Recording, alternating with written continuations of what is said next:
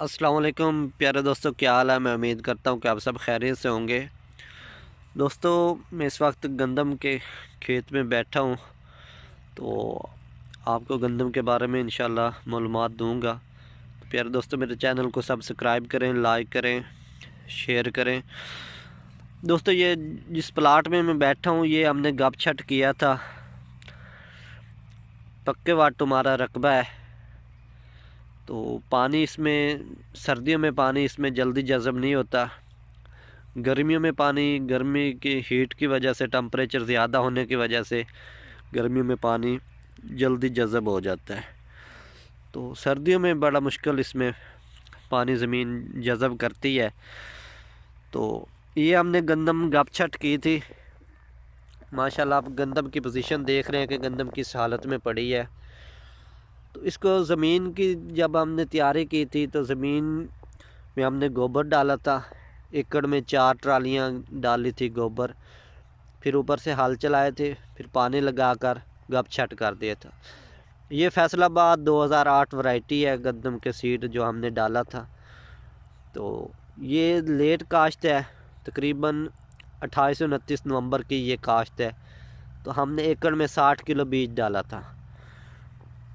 تو پہلا پانی ہم نے اس کو لگایا ہے تقریباً 50-55 دن بعد۔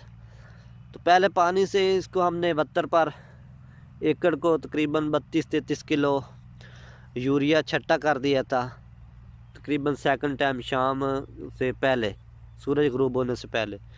پھر جب ہم نے اب پہلا پانی لگایا ہے تو پہلا پانی لگانے پر ہم نے ڈی اے پی دی تھی۔ ڈی اے پی بھی اس وقت دی تھی جب ہمارے پاس پہلے بارش ہوئی تھی، اس میں ہم نے چھٹا کر دی تھی۔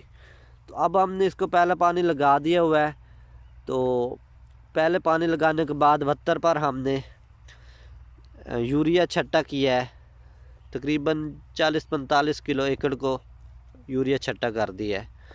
تو ماشاءاللہ یہ آپ گندم کی پوزیشن دیکھ رہے ہیں، گندم نے ٹیلرنگ اچھی کی ہے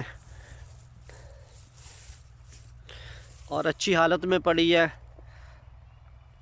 اس پر جو ہم نے گندم کو جڑی بوٹیوں کا سپرے کیا ہے وہ برموکسنل پلس MCPA کی ہے، صرف چوڑے پتوں والا کیا ہے، کیونکہ وہ نکیلے پتوں والا نہیں کیا، کیونکہ اس میں وہ جودری وغیرہ نہیں تھی۔